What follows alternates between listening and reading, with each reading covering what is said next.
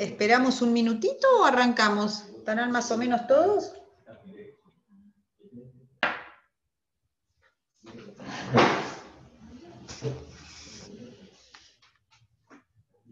Bueno.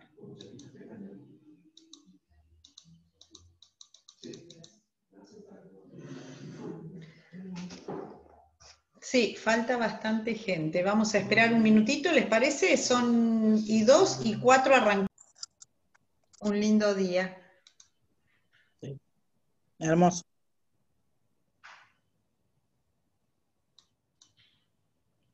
Bueno, vamos a ver un tema que hay que mirarlo despacito, con cariño, para poder ir digeriéndolo. Si pueden tener el Código Civil y Comercial a mano, mejor, así me van siguiendo. Es un archivito medio pesado, así que bueno, yo voy a sacar imagen porque estoy con internet muy inestable. Cualquier cosa, si necesito consultarles o hablarles a alguno en particular, tengan a mano el código, por si hay que leer, yo doy el nombre. Bueno, vamos a involucrar el tema de los privilegios y derecho de retención. No me acuerdo qué unidad es.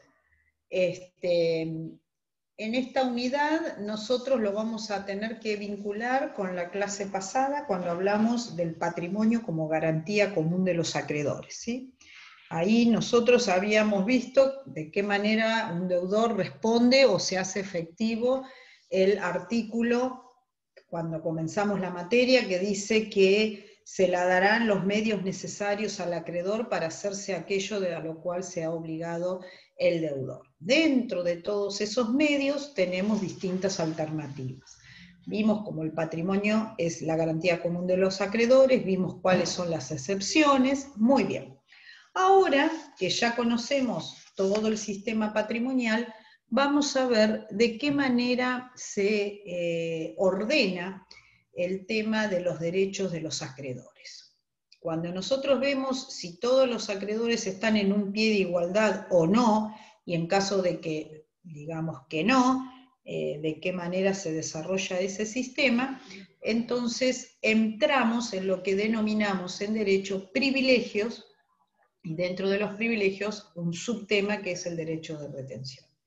Privilegio es un tema, como lo dice la propia palabra, donde ya a mí, a priori, sin saber de qué se trata en el derecho, me está dando la pauta de que existen, ¿no es cierto?, diferencias entre los diferentes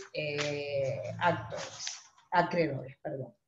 Entonces, cuando nosotros hablamos de que hay diferencias entre los diferentes acreedores, ahí entramos en el tema de, por ejemplo, ¿quién va a ordenar esos privilegios? Porque obviamente si nos dejaran elegir a cada uno de nosotros, todos querríamos tener privilegios para el cobro de un crédito, máxime sabiendo que el deudor cuenta con su patrimonio para responder a todos y no hay otro elemento. Entonces, ¿quién va a tener la prerrogativa de determinar los privilegios, cómo se ordenan, quién los tiene, en qué medida los tienen? La ley. No queda otra posibilidad que no sea la ley. Esa es la primera gran advertencia sobre los privilegios. Bien, ¿qué es a priori lo que a mí me viene a la mente cuando hablo de ese privilegio? Y que ese acreedor va a ser pagado con preferencia a algún otro acreedor. Entonces, siempre fue un tema complejo, porque la materia en sí misma es compleja en su regulación. También figuran este tipo de situaciones de preferencia o privilegio en otros ordenamientos, en otras leyes que se tienen que articular con el Código Civil y Comercial. Por ejemplo, la ley de seguros, la ley laboral, la ley de concursos y quiebras. Entonces, hay que hacer un mix y ver de qué manera integramos el Código Civil y Comercial con las leyes especiales. hubo un gran cambio entre el código de Vélez-Sarsfield y el código actual, en el sentido de que este código ordenó y permitió ensamblar con las leyes especiales de una manera más articulada.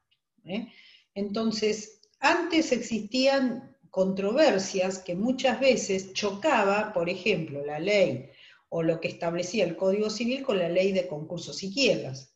Y dos acreedores entraban en una categoría de preferencia, pero se superponía una preferencia con la otra y no quedaba claro quién tenía la prerrogativa. ¿Sí? Entonces, siempre la doctrina estuvo a favor de proponer un tratamiento único en un solo cuerpo orgánico, justamente para evitar estas confusiones, entre ellos Hayton y Mariani de Vidal. Entonces, el Código Civil y Comercial, el que ustedes van a estudiar y desde donde vamos a analizarlo, mantiene doble regulación y regímenes que guardan analogía para los distintos tipos. Las ejecuciones individuales y colectivas. Esa es la primera gran diferencia. Entonces, antes de ver las características, vemos entonces que tenemos dos tipos de ejecuciones, individuales y colectivas, porque después vamos a unificar estos privilegios, cómo se comportan cuando estamos frente a una ejecución individual o cuando estamos frente a una ejecución colectiva. Bien, entonces en las ejecuciones individuales hay procedimientos judiciales dirigidos a la enajenación forzada de bienes por parte de cada acreedor interesado en el cobro de su crédito, mientras que en las ejecuciones colectivas hay una acción de todos los acreedores en un concurso o una quiebra, representados por el síndico, designado por el tribunal, y que va a tener en mente o va a tener como final ese concurso la liquidación de todos los bienes de ese deudor para poder cubrir todos los créditos que existen. Entonces, una vez que tenemos todos los acreedores, ahí nosotros vamos a empezar a distinguir el grado de privilegio que tiene, que en este tema específico vamos a incorporar otra palabrita técnica que es el rango. El rango lo que me va a indicar a mí es cómo voy ubicando estos privilegios frente a la totalidad de los acreedores. Bueno, ¿qué caracteres tienen los privilegios entonces? Primero, como decíamos, dos personas no pueden ponerse de acuerdo y crear un privilegio, sino que es de origen legal. Sí o sí, de donde tiene que surgir es de la ley. Segundo, es accesorio el privilegio, ¿no? ¿Por qué? Porque le va a dar algún tipo de condimento a una obligación principal. Por ejemplo, te compro una casa, te compro un campo, te compro lo que sea, y garantizo ese crédito para comprar esa cosa con una hipoteca. La operación principal, el contrato de compra-venta, sería el acto principal, y lo accesorio sería la garantía que se creó a tal efecto. En este caso, por ejemplo, una hipoteca. Indivisibilidad, ¿por qué? Porque yo a ese privilegio o esa garantía no le voy a poder otorgar ni pagos parciales, ni lo voy a poder dividir. Si es una hipoteca, la hipoteca es una sola, en sí misma. Yo no quedo exonerado si pago parte de esa hipoteca, ni podría dividir esa garantía en partes, porque eso va inscrito en un registro, el registro de la propiedad inmueble, y es una garantía completa. Excepcionalidad, ¿por qué? Porque no es un requisito de una relación contractual. La excepcionalidad está dada porque La regla es que no se tengan privilegios. La excepción es circunstancias establecidas por la ley que van a plantear esta posibilidad de privilegio. Entonces, la regla no es el privilegio. Como contrario a eso, decimos que es excepcional. Y la renunciabilidad. ¿Es posible renunciar a un privilegio? Sí. Hay algunas excepciones, pero en principio los privilegios son renunciables. ¿Qué significa eso? Bueno, yo soy acreedor hipotecario, te perdono la hipoteca, te doy el título, te doy de baja a la hipoteca, no hay ningún problema. Bien. Asientos del privilegio, otra palabrita que incorporamos. Entonces, rango me va a ubicar el orden de preferencia de esos acreedores. Asiento del privilegio, es decir, ¿sobre qué va a recaer el privilegio? Bueno, puede recaer sobre bienes muebles o sobre bienes inmuebles. Puede recaer de manera completa o puede recaer de manera parcial. Muy bien. También vamos a ver cómo se comportan en distintas situaciones, aún recayendo sobre muebles o sobre inmuebles. Hasta ahí cómo vamos. Vayan anotando todas estas cositas porque después les van a preguntar asiento, rango, y si tienen dudas más vale aclararlo ahora, ¿eh?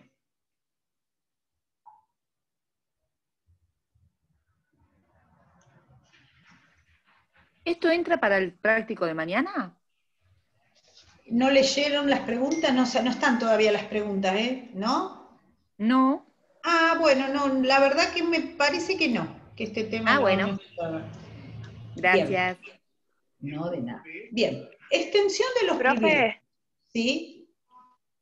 ¿puede repetir de qué manera recaen Sí. sobre los El bienes inmuebles? Gracias. asiento, la palabra asiento, significa de qué manera va a impactar ese privilegio sobre un bien mueble, sobre muchos bienes muebles, sobre un inmueble, sobre muchos inmuebles, o sobre todos los bienes muebles e inmuebles de un sujeto. Eso es el asiento. La extensión del privilegio. En principio, ese privilegio, por ejemplo, sigamos con el mismo que presentamos, que es el de la hipoteca. ¿Sobre qué recae? Solo recae sobre el capital. Solo recae sobre el capital. La hipoteca va a cubrir el capital adeudado, digamos, el capital adeudado por ese crédito que está garantizando. Entonces, principio general. ¿Hasta dónde llega el privilegio? Hasta el capital de la deuda que está avalando. ¿Cuáles serían las excepciones? 2 voluntarios necesito, si no los nombro yo, para leer estos 2 artículos. Yo leo. Dale.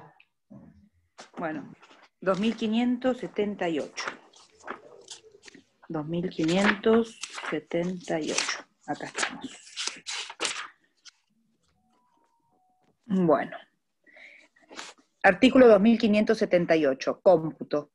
Si se concede un privilegio en relación a un determinado lapso, este se encuentra retroactivamente desde el reclamo judicial, excepto disposición legal en contrario.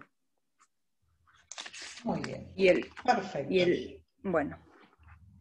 Y el anterior, el 2577, dice extensión. El privilegio no se extiende a los intereses ni a las costas, ni a otros accesorios del crédito, excepto disposición legal expresa en contrario. Muy bien. Siempre vieron que es como un juego de ajedrez, hay que estar muy atentos. Siempre tengo la regla y la excepción, la regla y la excepción. Entonces, sigamos con cómo venimos desarrollándolo. El privilegio recae solo sobre el capital, ¿sí? Salvo excepciones. ¿Quién me va a dar esas excepciones? ¿De dónde las voy a sacar? Siempre de la ley. Bien. vamos a ver las excepciones, pero primero vamos a decir, en principio, ¿cuándo concluye el crédito? El crédito concluye cuando se extingue el crédito principal. ¿Por qué? Justamente porque una de las características es que es accesorio del crédito principal. Concluyendo el crédito principal, obviamente se cae, desaparece el privilegio. Esperen un momentito que tengo poca batería. Déjenme un segundito que voy a tratar de llegar.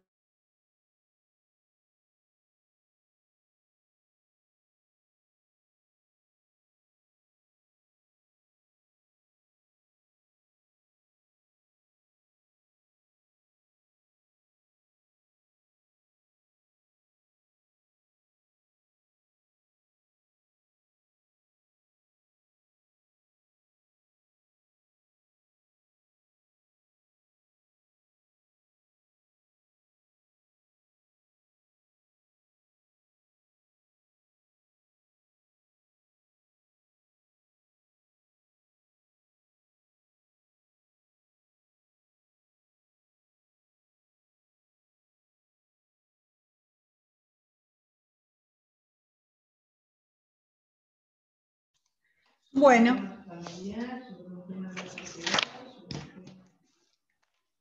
perdonen, me quedaba sin batería. Son pequeñas cositas que uno... bueno, hasta ahí vamos bien entonces, ¿no? Se extingue cuando concluye el crédito principal. Muy bien. Ahora vamos a las reglas generales. ¿Cómo se va a comportar este tema de los privilegios? Bien. Bien. Los privilegios se rigen por la ley de concursos, una parte. Eso lo vamos a tener cuando decíamos en qué casos excepcionalmente abarca también los intereses. Por ejemplo, en los que el Código Civil y Comercial, que es el artículo 2579, remite a los establecidos por ley. ¿Cuál es, por ejemplo, lo de la ley de concursos? Bien, en la ley de concursos establece que se clasifican, primero, dos tipos de privilegios, generales y especiales. Hoy hablábamos de bienes muebles e inmuebles, generales y especiales. Cuando yo hablo de privilegios generales, quiere decir que recae sobre la totalidad de los bienes que componen el patrimonio de una persona. Cuando yo hablo de especiales, yo estoy hablando sobre un determinado bien, o sobre un vehículo, sobre un departamento, una computadora, etc. ¿Sí? Esa es la diferencia entre los generales y especiales. Ahora, una vez que nosotros tenemos esa diferencia, especiales, bienes determinados, generales, como lo dice la palabra, recaen sobre el conjunto de bienes del deudor. Ahora, la ley de concursos, a su vez, dentro de esta gran clasificación de privilegios generales y especiales, va a tener una subclasificación. Vamos a ver cuál es esa clasificación. Primero, acreedores de la masa o del concurso, artículo 240 de la ley 24.522, que es la ley de concursos y quiebras. ¿Qué son los acreedores del concurso o la masa? Bueno, son aquellos que realizaron tareas a favor de todos los acreedores. Por ejemplo, vamos a suponer que durante el tiempo que dure el proceso concursal hubo una casa que tuvo deterioros. Los acreedores de la masa van a ser justamente aquellos que hayan contribuido en la conservación del inmueble. Por ejemplo, el plomero, ¿sí? Acreedores de la masa. Beneficiaron a todo el resto de los acreedores. Acreedores con privilegio especial. ¿Cuáles van a ser? Los del artículo 241 de la ley de concursos y quiebras. Son los gastos hechos, por ejemplo, así como podríamos tener de conservación general, que eran privilegios, el caso anterior de la masa, a su vez vamos a tener privilegio especial cuando yo tengo la determinación de que se hizo una mejora en un bien determinado mientras estuvo en poder del concursado. ¿Se entiende? Vamos despacio, porque esto después, si no lo anotan, se lo van a olvidar. Los acreedores de la masa, ¿sí?, o del concurso, son aquellos acreedores que hayan hecho tareas o tengan créditos por actividades en beneficio de todos los acreedores. Piensen que están todos los bienes del deudor juntitos y responde la masa completa de bienes hasta el momento de la liquidación individual de los bienes. Esos son los acreedores de la masa. Después voy a tener acreedores con privilegio especial. Estos acreedores con privilegio especial son gastos de mejora, pero cuando la cosa todavía estuvo en poder del deudor, en los últimos meses antes de que pasara los bienes a la masa general de los acreedores, ¿sí?, mientras entonces esté en poder del concursado. También los créditos laborales de los últimos 6 meses, o indemnizaciones por accidentes de trabajo. Esos son acreedores con privilegio especial. Piensen que el concursado o concursada puede ser también una persona jurídica, es decir, una empresa. Después tenemos acreedores con privilegio general, que a su vez dentro de los acreedores con privilegio general son sumas que se adeuden a los trabajadores por subsidios familiares, etc. Después el capital adeudado al sistema de seguridad, por ejemplo, lo que no se hubiera pagado en concepto de jubilación de esos empleados. Después, en el caso del concurso de una persona física, por ejemplo, los gastos funerarios o gastos de última enfermedad durante los últimos 6 meses, o alimentos que se le hubiera dado a ese concursado durante los últimos 6 meses de su vida. Después, los impuestos, tasas y contribuciones del fisco. Si es un inmueble, van a tener impuestos de ARBA, impuestos de alumbrado, barrido y limpieza. Si es un vehículo, impuestos de patente. Después, también son acreedores con privilegio general las facturas de crédito aceptadas, donde, ¿qué quiere decir aceptadas? Perdón, donde se le haya vendido algo, vamos a suponer que el concursado sea una empresa, se le hizo la factura y la empresa la recibió y la aceptó. El problema es que no la pagó. Vamos a ver. Profe, Sí. ¿facturas de qué dijo? Perdón. Facturas de crédito. Gracias. Ahí están, bien. Ahora vamos a ver cómo conjugamos estos privilegios especiales, que hasta acá los vinimos definiendo según la ley de concursos y quiebras, en concordancia con el artículo 2582 del Código Civil y Comercial. Necesito otro colaborador, si no lo elijo yo. Yo leo, profe. Dale. 2582. Sí, ahí está. Privilegios especiales. Artículo 2582. Enumeración. Tienen privilegio especial sobre los bienes que en cada caso se indica. A. Los gastos hechos para la construcción, mejora o conservación de una cosa sobre esta. Se incluye el crédito por expensas comunes en la propiedad horizontal. B. Los créditos por remuneración debidas al trabajador por 6 meses y los provenientes de indemnizaciones por accidentes de trabajo, antigüedad o despido, falta de preaviso y fondo de desempleo, sobre las mercaderías, materias primas y maquinarias que siendo de propiedad del deudor se encuentren en el establecimiento donde presta sus servicios o que sirven para su explotación. Cuando se trata de dependientes ocupados por el propietario en la edificación, reconstrucción o reparación de inmuebles, el privilegio recae sobre estos. C.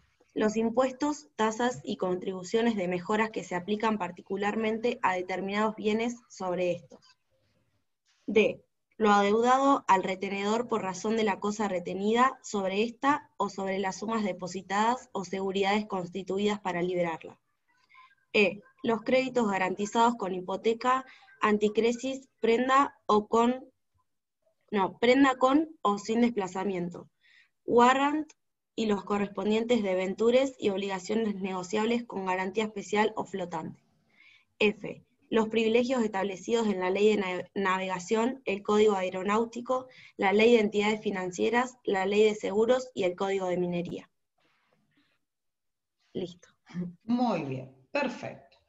Entonces, hasta ahí, ¿qué es lo que quisimos ver? No es que ustedes tienen que saber de memoria, ustedes lo que tienen que tener en claro, de que el código actual hace una articulación con la ley de concursos y quiebras. Entonces, yo hasta ahora les venía diciendo cómo actuaban los privilegios especiales y generales, y ahora en la ley de concursos. Ahora recién la compañera leyó cómo es en el Código Civil y Comercial. Y van a ver que tiene una similitud, van por el mismo camino, no chocan entre sí. Es decir, estos privilegios especiales descansan sobre las mismas categorías, tanto en la ley de concursos como en el Código Civil y Comercial. Esto era necesario porque si no teníamos un quilombo bárbaro. Entonces, acá, en este cuadrito que les doy, en esta filmina, tenemos justamente resumido las 4 categorías de todos los incisos que recién leyó la compañera. Entonces, acá arriba ven que no les puse. ¿Por qué? Porque es una conjunción entre el Código Civil y Comercial y la Ley de Concursos y Quiebras. También mantiene simetría con la Ley de Seguros, la Ley del Código de Minería, la Ley de Entidades Financieras y la Ley de Navegación y Código Aeronáutico. Entonces, hoy, con este código se trató de abarcar todas las leyes especiales y marcar las mismas categorías. Remuneraciones de los últimos 6 meses de indemnización o por accidente, gastos hechos por conservación o mejora de la cosa, lo adeudado al retenedor, y después vamos a ver quién es este retenedor, que es un tema que también tenemos que ver hoy, y los créditos garantizados con hipoteca, warrant. Esto lo van a ver bien en Comercial 1, pero acá tienen que tener una noción. Bien. En general, todas las categorías que vimos en la placa anterior, los privilegios se extienden hasta el capital del crédito. Las excepciones están en los créditos laborales, donde se va a aplicar también ese privilegio con los intereses 2 años anteriores a la ejecución. Es decir, si yo soy empleada de una empresa que quiebra y me deben la indemnización por despido más recibos de sueldo, al capital de esa deuda le voy a agregar los intereses. ¿Desde cuándo? Los últimos 2 años anteriores a la ejecución. Esta es una excepción a que el privilegio es abarcativo solo del capital, sino que también va a extenderse a los intereses. ¿Qué pasa con la subrogación legal, real? ¿Es posible que exista una modificación, un cambio entre un bien sobre el cual recaía un privilegio por otro? Sí.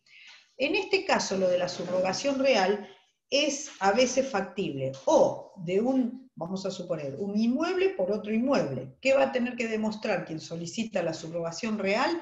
Va a tener que demostrar oficialmente que el valor cuantitativo de esa cosa que pretende subrogar es equiparable, ¿no es cierto? Si yo tengo un departamento de 5 ambientes, no puedo presentar como subrogación real uno de un ambiente. Voy a tener que equipararlo en valores. La otra subrogación real posible es, bueno, saco el bien de la garantía, pero deposito el valor en dinero equivalente a lo que vale ese inmueble. ¿Siempre es todo pacífico, se entienden todos bien, no hay ningún problema? No. ¿Qué ocurre cuando yo tengo conflicto con acreedores con privilegio especial? Necesito un colaborador, si no elijo yo. ¿Quién lee el 2586? Oh, profesora. Dale, muchas gracias. 2586. Dale. Conflicto entre los acreedores con privilegio especial. Los privilegios especiales tienen la prelación que resulta de los incisos del artículo 2582, excepto los siguientes supuestos. A. Los créditos mencionados en el inciso F del artículo 2582 tienen el orden previsto en sus respectivos ordenamientos. B. El crédito del retenedor prevalece sobre los créditos con privilegio especial si la retención comienza a ser ejercida antes de nacer los créditos privilegiados. Muy C. bien. El privilegio de los créditos con garantía real prevalece sobre los créditos fiscales y el de los gastos de construcción, mejora o conservación, incluidos los créditos por expensa comunes en la propiedad horizontal. Si los créditos se devengaron con posterioridad a la constitución de la garantía. D. Los créditos fiscales y los derivados de la construcción, mejora o conservación, incluidos los créditos por expensas comunes en la propiedad horizontal, prevalecen sobre los créditos laborales posteriores a su nacimiento. E. Los créditos con garantía real prevalecen sobre los créditos laborales devengados con posterioridad a la constitución de la garantía. F. Si concurren créditos comprendidos en un mismo inciso y sobre idénticos bienes, se liquidan a prorrata. Muy bien. Bueno, muchas gracias. Este artículo yo les diría que cada inciso se hagan una tablita y vean cómo es la solución, ¿sí? ¿Por qué? Porque este artículo, si lo leemos en conjunto, resulta pesado, pero cuando surge la problemática concreta, tener un lineamiento para poder resolver ese conflicto es una garantía, una seguridad, tanto para los distintos acreedores como para el deudor, y hasta una herramienta válida para el juez. Entonces, no tiene más que aplicar lo que establece esta solución frente a los conflictos. Fíjense que vuelvo a insistir, es como un juego de ajedrez, ¿sí? Si yo tengo créditos con privilegios de las leyes especiales, ese va a prevalecer sobre los que no surjan de una ley especial. ¿Y qué significa eso? Significa que si el crédito privilegiado especial surge de la ley de concursos y quiebras, y tengo otro que no surge de una ley especial, sino que surge del mismo código, le voy a dar prevalencia al que surge de la ley especial. Después, el crédito del retenedor, lo vemos ahora a continuación, vamos a ver quién es el retenedor, qué es esto del derecho de retener, lo dejamos stand-by, el B.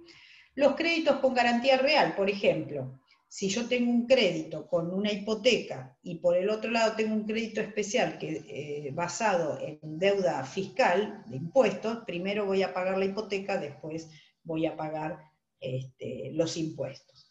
Después, si son créditos de la construcción o mejora, bueno, esos van a prevalecer sobre los créditos laborales posteriores a su nacimiento, ¿sí? Vamos a suponer que hay un crédito laboral, pero también se debían expensas. Si yo esas expensas, la deuda nació antes que naciera el crédito laboral, pago primero las expensas, después el crédito laboral. Y así sucesivamente me va dando la posibilidad de ir resolviendo cuando yo tengo un choque de intereses. ¿Por qué? Porque todos son con privilegio. Bueno, ahora tenemos que resolver cómo solucionamos el tema entre los privilegios. Y finalmente, el asunto, el inciso F, me da la solución cuando cuando todos los tengo en un pie de igualdad. Prorrata, esto ya lo vieron en Simil 1. ¿Qué es prorrata? De lo que yo tengo, le doy a cada uno equivalente en su porcentual de crédito, ¿sí? No partes iguales, sino de acuerdo a su crédito. Saco el porcentual y cuánto equipara de esta porción, de esta torta que yo tengo que dividir, vamos a ver cuánto corresponde a cada uno en su alícuota aparte. Bueno, acá hay un fallo, es muy interesante porque todo lo que dijimos hasta ahora, medio que la Corte, el año pasado, en el 2018, perdón, hace tambalear y es muy interesante este fallo, Asociación Francesa Filantrópica sobre Quiebra, porque voy a salir de este compartimiento, les voy a poner el fallo. Ustedes me van a decir, pero ¿de qué estábamos hablando? Entonces nos dijo que todo acá se valía por lo que dice la ley, y ahora usted nos dice que hay una excepción y que la excepción la puso la Corte. Bueno, sí, es así. El tema pasa por lo siguiente. En el año 18 llega a la Corte un caso, Asociación Francesa, ahí lo vamos a compartir, donde lo interesante de este caso fue lo siguiente. Vamos a ver si se llega a leer. Asociación Francesa, ¿lo ven bien ahí? No sé si se llega a leer. Ahí está, profe. Bien. Sí, profe, se ve bien. Listo. Yo lo que hice es lo siguiente, tratar de, les puse el link para que no tengan que leer el fallo completo, que puedan tener esta página. Ahí, vamos a achicarlo un poquito. Este es un caso de un chico que tuvo un accidente de mala praxis, más que un accidente, una mala praxis médica. El chico queda con problemas de, ay, se me fue todo. Perdonen. El chico quedó con problemas seriamente neurológicos. ¿Y qué pasó? No hubo forma de poder revertir esa situación. Lamentablemente,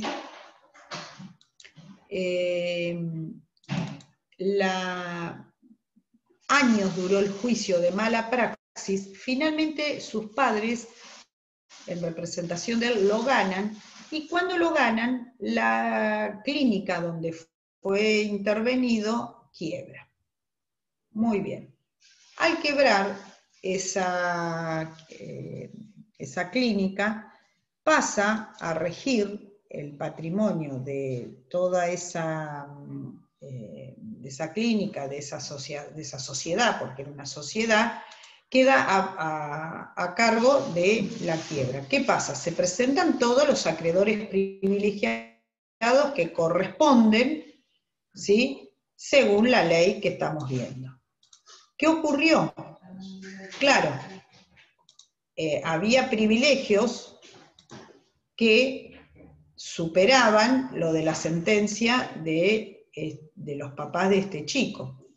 Entonces, un fallo muy interesante, que no fue unánime de la Corte, sino que tuvo encontrado las resoluciones de los distintos jueces de la Corte, pero les cuento cómo termina la historia, ustedes después lo leen.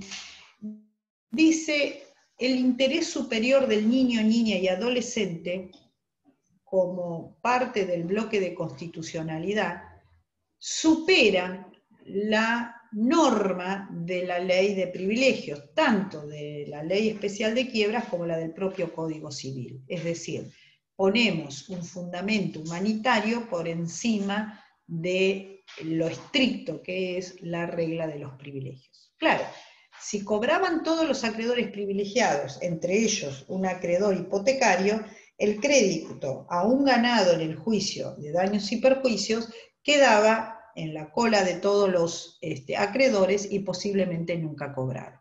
Entonces, lo leemos cortito acá, después pueden buscar el fallo completo.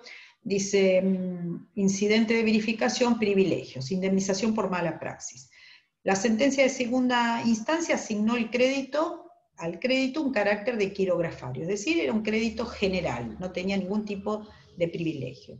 Lo que importó dejar sin efecto el pronto pago que había dispuesto el magistrado de primera instancia.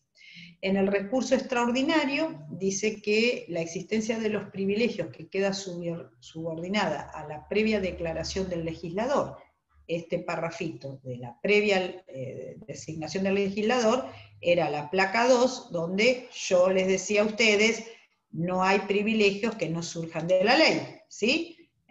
Dejarse acá. La existencia de los privilegios queda subordinada a la previa declaración del legislador, quien cuenta con amplio margen de discrecionalidad para la distribución de los bienes o agrupación de los acreedores. Punto. Imposibilidad de jueces de realizar una interpretación amplia o extensiva de los supuestos reconocidos para la ley para evitar que situaciones excepcionales se conviertan en regla general. Es decir, traduciendo, si la norma establece que los privilegios se manejan de esta manera, no hay forma de salir de ese sistema. Ahora, por el otro lado tenemos convenciones internacionales invocadas que contienen referencias específicas a la situación de los niños o con capacidad o discapacidad como titulares de un crédito en el marco de un proceso concursal, en las que no se prevé expresamente ni puede derivarse de sus términos una preferencia de cobro por la sola condición invocada respecto de los restantes acreedores concurrentes, ¿no? ¿Qué quiere decir eso? Este chico que tenía una sentencia por su discapacidad a favor era un crédito que la norma no lo tenía contemplado dentro de los privilegios. Entonces, el acreedor hipotecario, el acreedor prendario, van a decir, no, no, señor, cuidado, a mí me cumplen con lo que establece la ley concursal. Este es un privilegio, me pagan el asiento de mi privilegio recae y mi rango es superior al de cualquier otro crédito. Bien. Ahora, las normas internacionales en cuestión consagran un mandato general de mayor protección constitucional que implica obligaciones a cargo del Estado de las que no puede derivarse directamente el reconocimiento de un derecho específico que se reclama.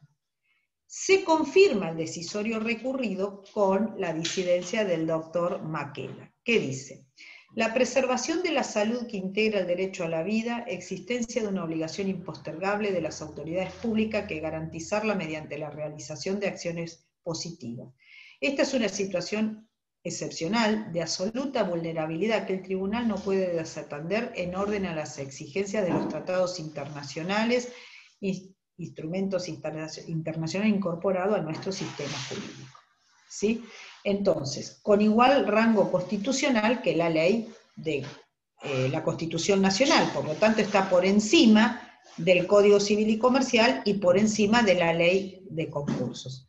Entonces, habida cuenta de que no dan una respuesta adecuada, definitiva y acorde con la particular situación descrita, al no prever el privilegio o preferencia de pago alguno que ampare o garantice el derecho de los goces constitucionales. El doctor Rosati, esa fue en mayoría, ¿sí? Y, en disidencia del doctor Maqueda y disidencia del doctor Rosati, dice: el régimen de privilegios previsto en la ley debe ser integrado con las disposiciones contempladas en los instrumentos internacionales incorporados en nuestro sistema jurídico con rango superior a las leyes.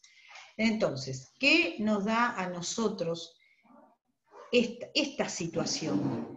Que a pesar de todo lo que hemos leído hasta acá y que hemos tenido como por cierto, hay situaciones que no están contempladas y que podría haber un choque de intereses. Este es un caso realmente que resultaba así, con una mirada no muy profunda, injusto y realmente de desprotección a la vulnerabilidad de este joven. Yo les dejé este link, pero si ustedes quieren leerlo con mayor profundidad, el fallo, porque lo tienen en la bibliografía y puede llegar a ser tomado, léanlo de otro, en cualquier, ustedes busquen la carátula de la causa y la pueden leer de cualquier bibliografía. Okay. A ver, acá les pasé el link, sí, ya voy, espérate. Sí, sí. Quiero ver dónde tengo el link para comprobar, acá. acá lo tienen, el link de, o sea, en la placa anterior tenían la causa, ahí tienen el fallo, asociación, y acá tienen el link para leerlo, pero lo pueden leer de otro, es más, está subido el fallo entero. Sí. ¿Quién me quería hacer una pregunta? Entonces, yo, Pagani. Sí.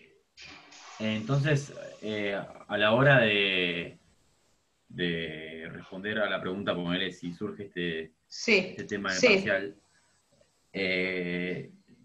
no ponemos que es de interpretación restrictiva los privilegios, ¿o sí? Sí, el principio general es que es de interpretación restrictiva. Pero este fallo es tan nuevo, ¿no es cierto?, que no lo podemos dejar de tener en cuenta.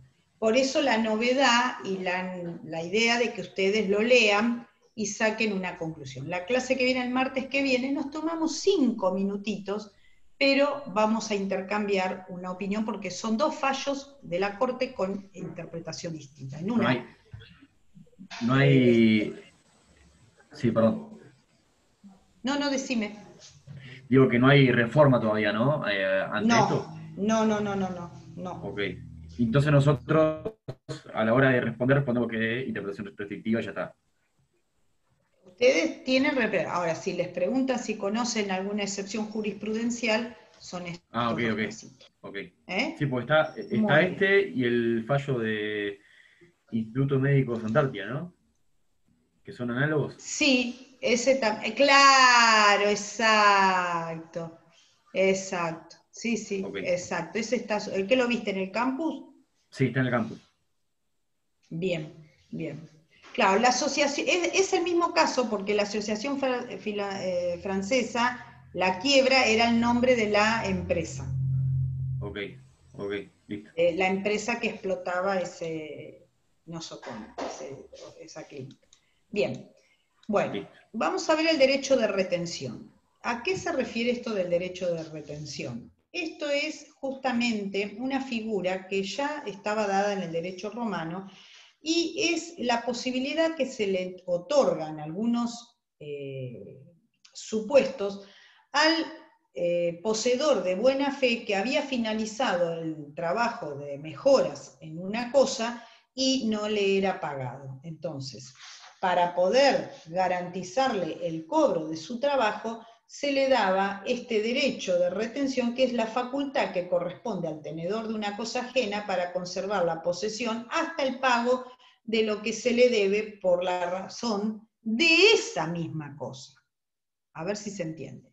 Solamente se puede retener en la medida en que se demuestre que las mejoras o los arreglos son sobre esa misma cosa. No puedo salir a retener cualquier bien, solo lo que está sobre la misma cosa, ¿sí? Entonces, todo aquello de una obligación puede conservarlo sin restituirla al deudor hasta que éste le pague.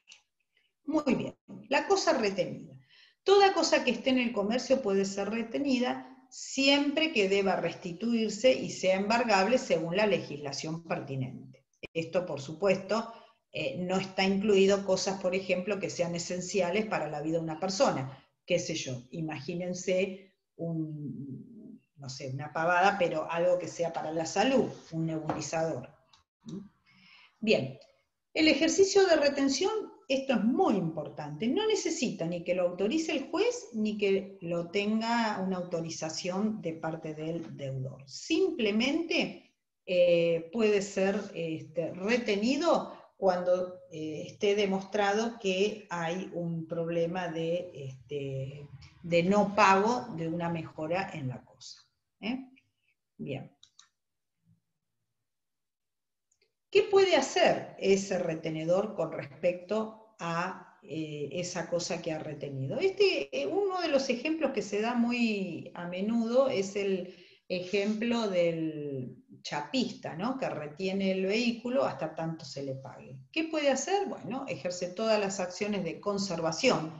Que esto no solo es un derecho, sino que es una obligación. No puede provocar ningún daño a la cosa mientras que la tenga en su posesión.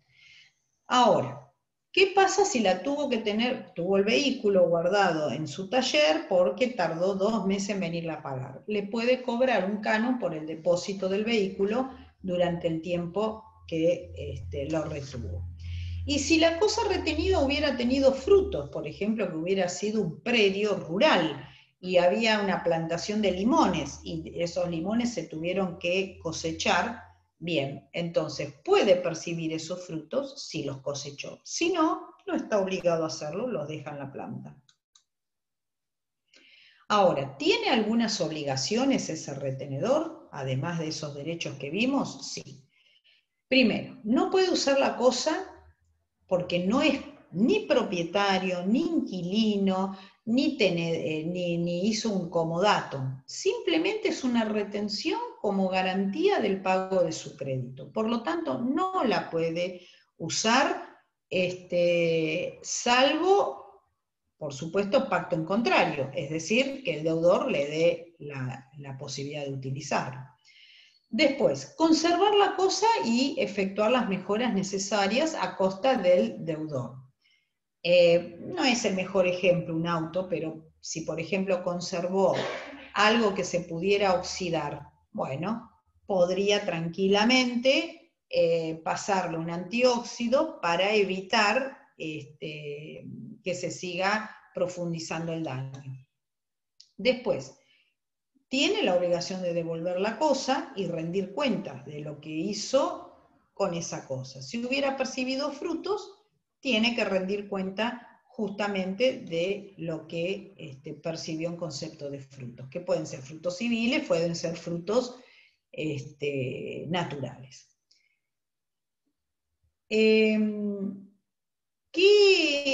¿Hasta dónde llega ese derecho de retención? Ese derecho de retención llega a toda la cosa, ¿sí? Cualquiera sea la proporción del crédito. Vamos a seguir usando ya a esta hora y después de mucho tiempo de clase el ejemplo del auto. Supongamos que pintó las 2 puertas traseras. Es caro hoy todo lo que está chapa y pintura, pero nunca va a ser equivalente al valor del vehículo. Entonces, ¿puede retener el vehículo por más que la deuda sea inferior? Sí. Sí. Después, ¿qué ocurre con si, por ejemplo, se vendiera el vehículo, el titular registral? Cuando vende el vehículo, ¿lo transmite con esta obligación, es decir, con este derecho de retener por parte del pintor y el chapista? Sí, se puede hacer la venta, pero tiene que informar esta situación. Y transmite el crédito, por supuesto.